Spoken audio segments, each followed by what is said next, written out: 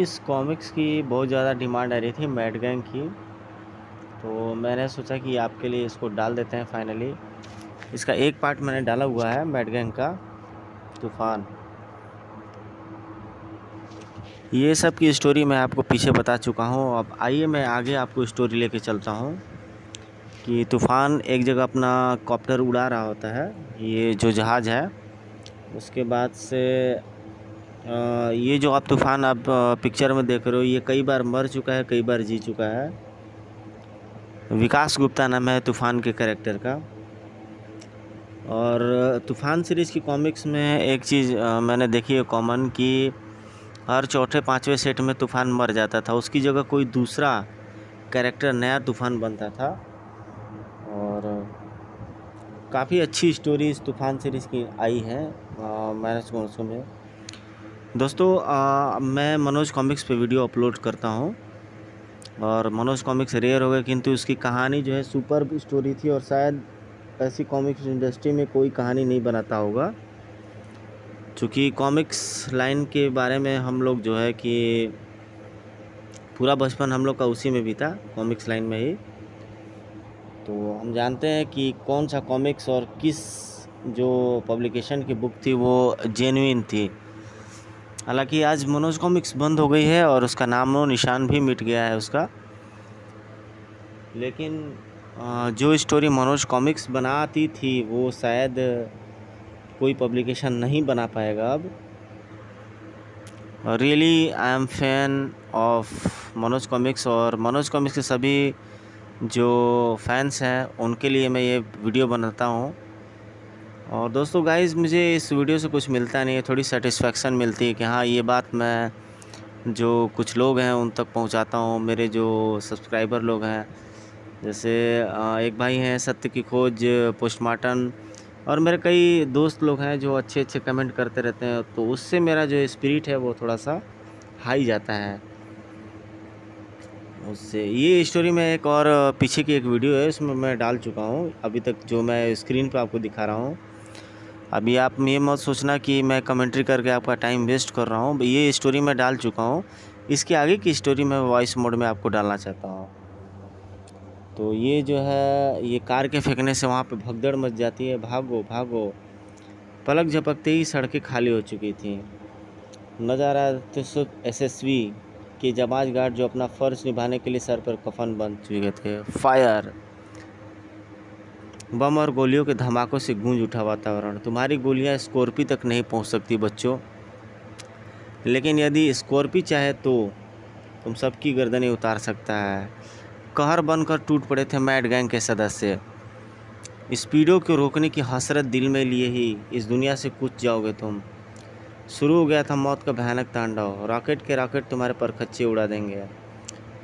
तबाही का ऐसा भयानक मंजर उत्पन्न हो गया था वहाँ, लेसर की लेसर बुलेट्स चीर देंगे तुम्हारा शरीर, जिन्हें देखकर लगता था मानो मौत ने कुछ देर के लिए अपना नाम बदलकर मैड गैंग रख लिया हो। रोलर का रोलर सिर्फ उसका वाहन ही नहीं, उसके दुश्मनों के लिए मौत का भी पैगाम है।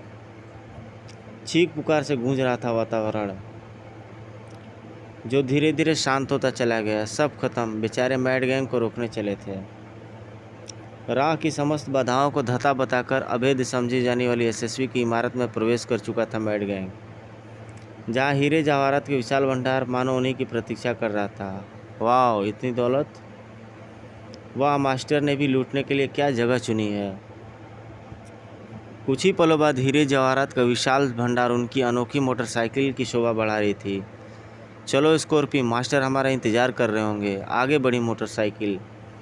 इसी के साथ गूंज उठा वातावरण एक तीव्र धमाके से। बड़ाम! हैरानी से आंखें फैल गई मैड गैंग के सदस्यों की। ये तो तूफान है।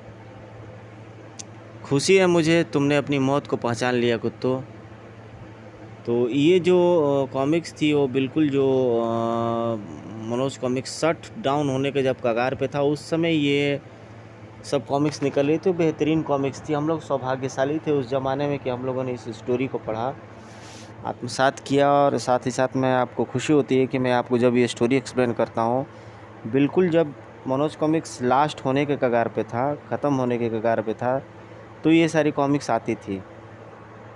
आई थिंक 2000 के आसपास शट डाउन हो गया था, 2001-2 के आसपास। इधर संभाल लिए थे मैड गैंग के सभी सदस्यों ने अपने हथियार। मौत तो तुझे रॉकेट देगा तूफान, मैड गैंग का रास्ता रोकने की जुर्म में। राजनगर की धरती को बेगुनाहों के खून से रंगने के जुर्म में तूफान तुम सबको देगा एक भयानक मौत।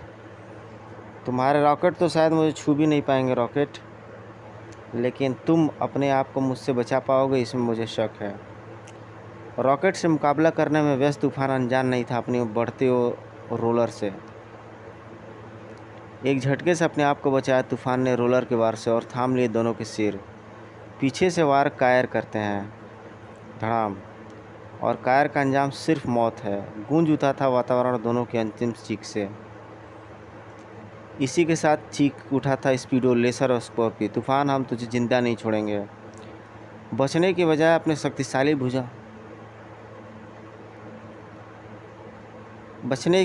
शक्तिशाली भुजाओं में थाम ली तूफान ने आगे बढ़ती स्कॉर्पियो की ढाल। बहुत ही खूबसूरती से उस ढाल का इस्तेमाल किया था तूफान ने लेसर और स्पीडो के वारों को विफल करने में। निहत्थे हो चुके थे स्कॉर्पियो, स्पीडो और लेसर, और अब परीक्षा थी बाहुबल की, जिसमें तूफान के सामने बच्चे साबित हो रहे थे तीनों।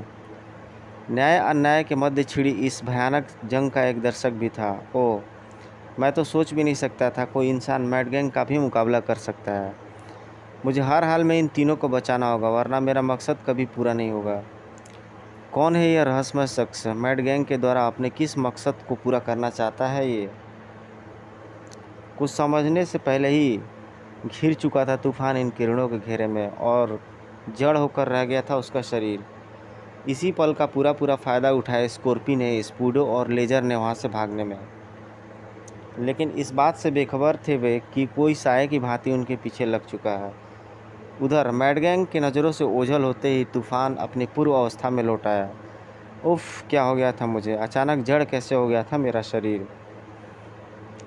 तभी पुलिस सायरन की आवाज़ से गूंज उठा वातावरण। ओह, पुलिस आ गई है, मुझे चलना चाहिए। P P P. क्योंकि अब समय आ गया है तूफान के इस रूप को अलविदा कहकर विकास गुप्ता के रूप में अपनी ड्यूटी संभालने का। कुछ देर बाद विकास अपने असली रूप में SRL की मेटलर्जी शाखा में था। Hello Prabhakar, how are you? अपने हाल चाल सही रखना, अब तेरे हाथ में है। 4 दिन बाद पिताजी वापस हिंदुस्तान आ रहे हैं, और तब तक यह काम नहीं हुआ तो तू अच्छी तरह जानता है कि क्या होगा। चिंता मत कर यार, तेरा काम शुरू हो चुका है और भगवान ने चाहा तो समय पर पूरा भी हो जाएगा। क्यों मिस्टर मुदली यार, मैंने गलत तो नहीं कहा? नो सर, लगभग सभी तैयारियां पूर्ण हो चुकी हैं। बस कुछ खास सामान की ज़रूरत है, इसके लिए मैं यूनिवर्सल साइंस स्टोर को ऑर्डर दे चुका हूँ। शाम तक डिलीवरी आ जाएगी, फिर हम काम शुरू कर देंगे। क्यों भाई, सुन लिया? अब ऑफिस में चलते हैं, कॉफ़ी पियेंगे। ऊपर सुरक्षित अपने अड्डे तक पहुंच चुके थे स्कॉर्पियो, स्पीडो और लेसर। नहीं, ये नहीं हो सकता। रोलर और रॉकेट नहीं मर सकते। ये सच है मास्टर, और शायद उसकी तरह हम तीनों का भी अंजाम मौत ही होता यदि कोई अज्ञात मददगार वहाँ से भागने में हमारी मदद न करता। गहरी सोच में पड़ गया मास्टर। कौन हो सकता है वह अज्ञात मददगार? क्यों उसने वहाँ से भागने में इनकी मदद की? मास्टर के मस्तिष्क में घुमड़ते सवालों का जवाब देने बड़े ही अप्रत्याशित ढंग से मिला था, ताकि तुम्हारी मदद से मैं अपने पाँव में गढ़ा कांटा निकाल सकूं। कौन हो तुम? कमाल है मास्टर, मैं तो सोच रहा था अपने साथियों की तरह बचाने के बदले में तुम मुझे कुछ इनाम दोगे, लेकिन तुम तो उल्टा गन तान रहे हो। ओह, तो तुम ही हो वह अज्ञात मददगार, लेकिन तुम यहाँ तक पहुँचे कैसे? तुम्हारे साथियों का पीछा करके, और यह गन अंदर रखो मास्टर। मैं दुश्मन नहीं हूँ, एक दोस्त हूँ, एक ऐसा दोस्त जो एक छोटे से काम के लिए तुम्हें करोड़ों रुपए दे सकता है। मास्टर के ललचाई आंखों की चमक बढ़ती जा रही थी नोटों से बड़ा सूटकेस देख के।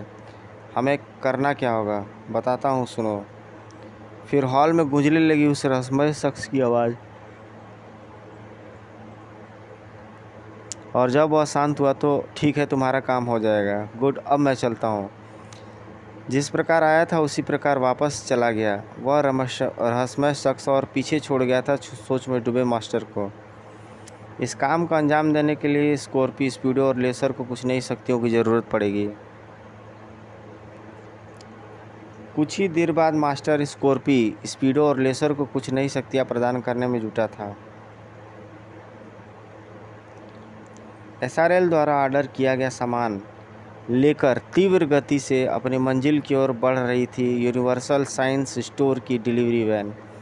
अचानक चिंगाड़ उठे उसके ब्रेक।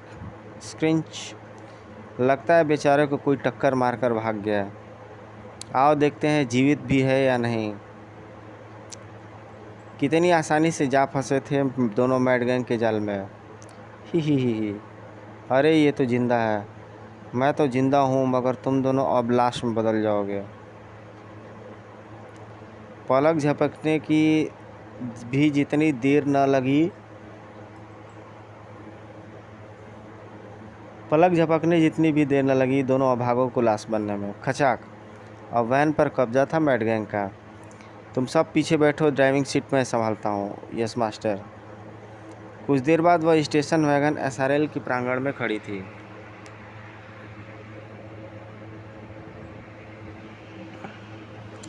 और उसमें लदे बक्सों को सावधानी से, बहुत भारी बक्से हैं, सावधानी से ले जाना, कहीं गिर न जाए, लैब के स्टोर रूम में पहुंचाया जा रहा था।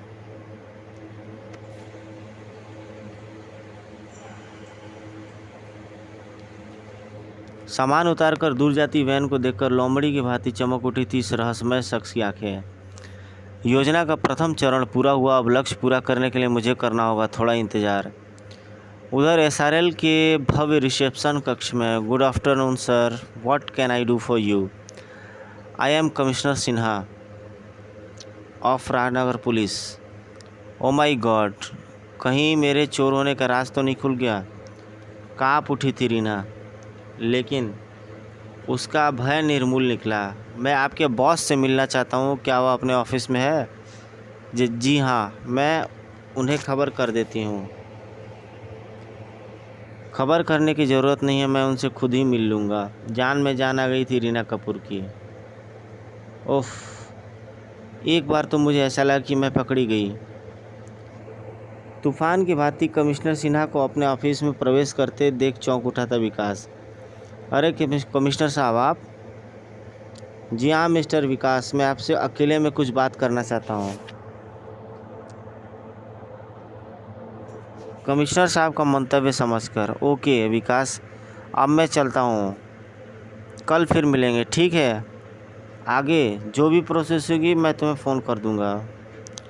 प्रभाकर के जाने के तत्पश्चात, अब कहिए कमिश्नर साहब, मैं आपके लिए क्या कर सकता हूँ? यदि आप वाकई मेरे लिए कुछ करना चाहते हैं मिस्टर विकास, तो शुरुआत आप अपनी पैंट उतार कर सकते हैं। मेरी पैंट?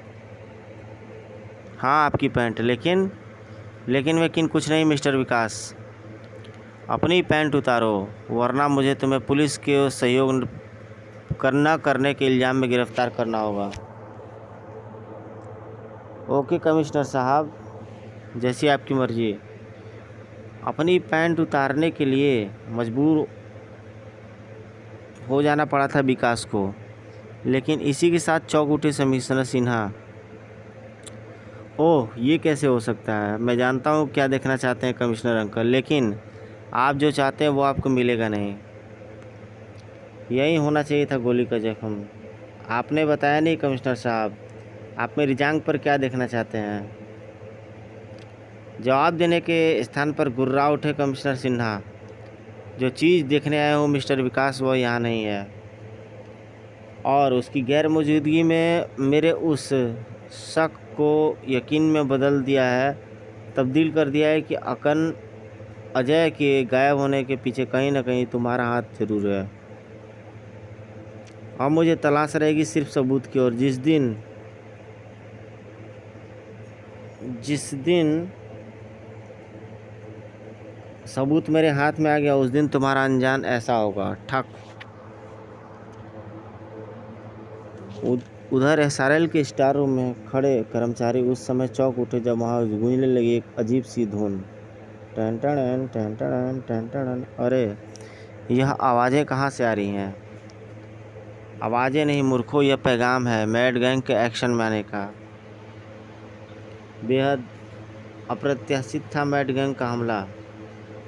हड़बड़ाए से गार्ड्स को बचने का रूस सूझ रहा था एक ही रास्ता, अलार्म। अबे अलार्म बजाकर और लोगों को क्यों बुला रहा है मरने के लिए? धड़ाक गूंज उठा था पूरा रिसर्च सेंटर अलार्म की तेज आवाज से। वू वू वू वू वू वू वू वू वू वू। ये अलार्म खतरे का है, लगता है कहीं कुछ गड़बड़ है, अभी देखता हूँ। अगले पल रोशन हो उठी विकास की ग्लास टेबल में लगी स्पेशल स्क्रीन, जिस पर नजर आते दृश्य को देखा वह उछल पड़ा। ओह नो, ये तो मैड गैंग है। तुम पुलिस कंट्रोल रूम कॉल करके पुलिस बुलवा मिस्टर विकास, तब तक मैं इन्हें देखता हूँ।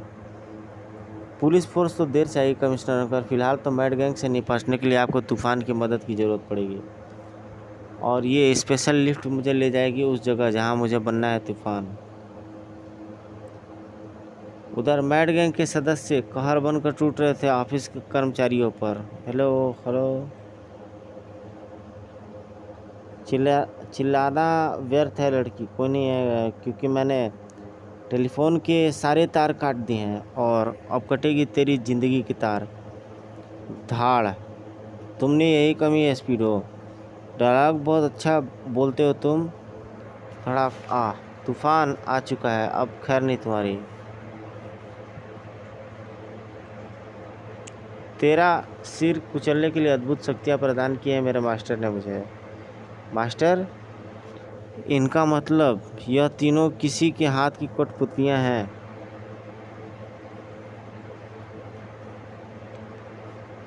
दही दे दा एक ठे। परंतु इस समय इसके मास्टर के बारे में सोचने का बल्कि ये सोचा है कि इससे जान कैसे बचाई जाए। सूझ गया उपाय। तूफान को भागते देख उसके पीछे लटका स्पीडो।